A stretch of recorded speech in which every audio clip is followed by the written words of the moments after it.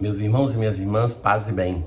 Nós continuamos a nossa leitura da carta aos Romanos e este é o texto do Novo Testamento que percentualmente mais fala de Espírito Santo. Vamos encontrar sempre essa expressão com insistência.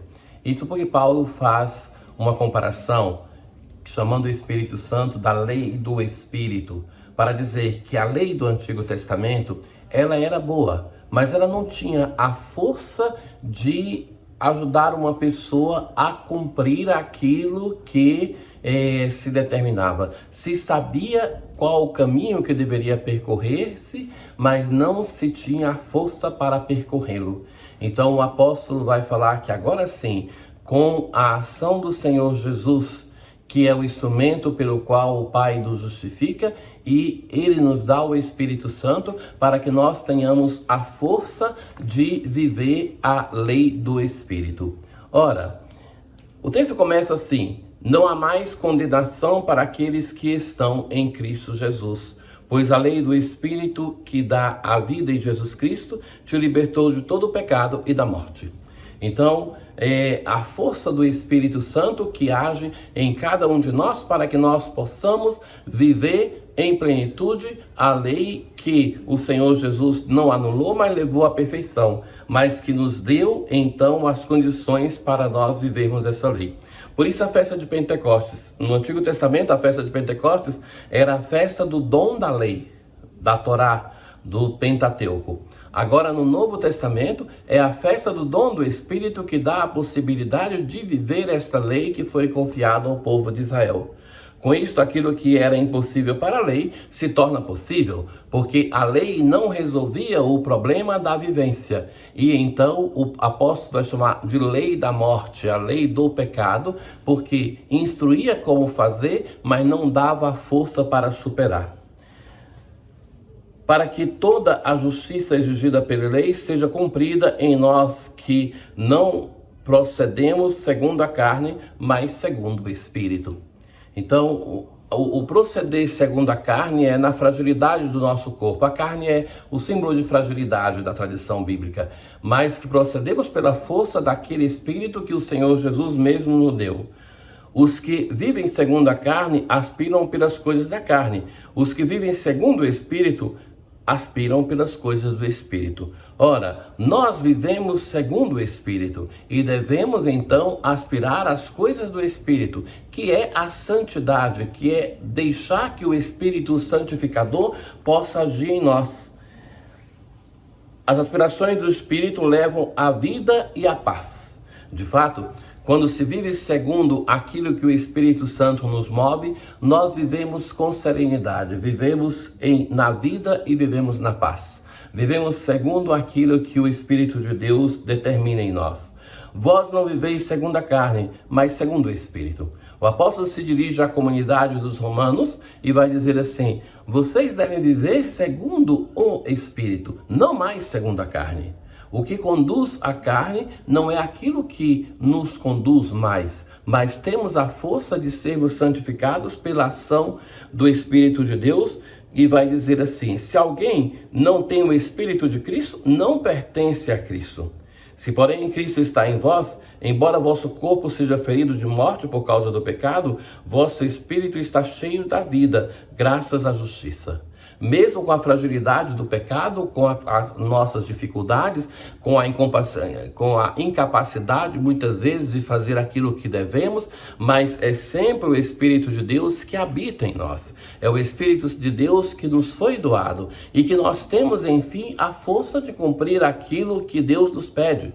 E que isso é importante para que nós não vejamos que seja indiferente a santidade ou a vida de pecado. Mas não, fomos chamados para uma santidade e recebemos a força de Deus para viver essa santidade.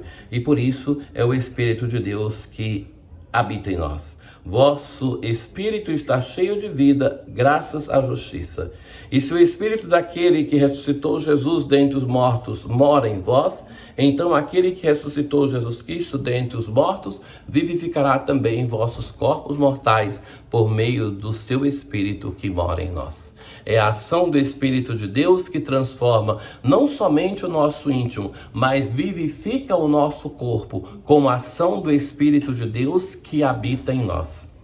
Hoje no Evangelho, nós temos um episódio que me está muito ao coração, porque quando nós temos um sofrimento, nós muitas vezes fazemos uma relação de causa e efeito, porque o ser humano pensa sempre assim, diante de qualquer fato, ele se pergunta qual é a causa.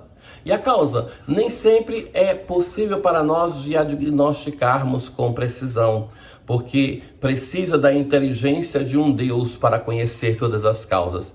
Mas nós, seres humanos, nós não nos aquietamos, nós buscamos a causa de tudo. Então, hoje no Evangelho, quando traz a Jesus a notícia dos galileus que Pilatos tinha mandado matar, misturando seu sangue com o sangue dos sacrifícios que ofereciam. Então Jesus vai dizer assim: vós pensais que esses galileus eram mais pecadores do que todos os outros galileus? Ou seja, nós muitas vezes, quando alguém sofre, quando acontece um desastre, um avião cai, um acidente de carro, aí nós perguntamos, mas então por que não aconteceu com a outra pessoa, aconteceu com essas? E Jesus vai dizer: vós pensais que esses são mais pecadores do que os outros? Eu vos digo que não. Mas se vós não vos converterdes, ireis morrer todos do mesmo modo. Então, primeira coisa é isso, que Jesus desmonta esta ligação que nós fazemos causa e efeito. De pensar assim, esses galileus eram mais pecadores? Vós pensais assim? Vos digo que não. Tem um outro fato que Jesus vai mencionar. E aqueles 18 que morreram quando a torre de Siloé caiu sobre eles, pensais que eram mais culpados do que todos os outros moradores de Jerusalém? Eu vos digo que não. Também neste caso, ou seja, não tenhamos esta relação de buscar uma causa para todas as coisas e uma explicação, porque ela é injusta, que muitas vezes nós afirmamos, sempre o fazemos assim, quando assim pensamos, que Deus está punindo, castigando alguém por seu pecado. E na verdade, se nós olharmos a vida de Jesus, não é assim. Lembram que acusam os fariseus e doutores da lei Jesus porque ele está com os pecadores, com os publicanos? Mas a segunda parte é interessante do texto, porque Jesus vai dizer assim: mas se vós não vos converterdes, ireis morrer todos do mesmo modo. Ou ainda, mas se não vos converterdes, ireis morrer todos do mesmo modo. Repetindo praticamente a mesma coisa. Ou seja, que cada situação de dor, de sofrimento na nossa vida ou na vida do outro, não é uma ocasião para pensar que Deus está punindo aquela pessoa, mas sim um convite sempre para a nossa conversão. Em toda e qualquer situação, tem um convite para a nossa conversão, a mudança de vida. E isso na alegria, na tristeza, na saúde, na doença, em qualquer circunstância. Então, não é porque eles pecaram que estão sendo punidos, mas que nós, que sabemos que iremos morrer como eles morreram de modo diferente, devemos trabalhar para que quando chegar esse momento e no nosso hoje, nós estejamos convertidos. O evangelho de hoje se conclui com uma interessante parábola. Certo homem tinha uma figueira plantada e na sua vinha. Foi até ela. A figueira é o símbolo de Israel, para procurar figos e não encontrou. E vai dizer assim: já são 3 anos que venho procurando figos nessa figueira e nada. Cortar, porque está ela inutilizando a terra. Então este homem que envia o seu filho é o pai. Então o pai, Deus que envia o seu filho por 3 anos, está ali buscando fruto em Israel e não encontra. Então determina que é o momento de cortar, é o momento de tirar essa figueira, não mais tê-la no meio da sua vinha. E então o agricultor vai dizer: Senhor, deixa a figueira ainda este ano, vou cavar um canal em volta dela e colocar adubo, pode ser que venha a dar fruto, se não der, então tu a cortarás. Então, esta expressão de misericórdia do agricultor para com o dono é Jesus que está intercedendo por nós, por Israel, por todos nós.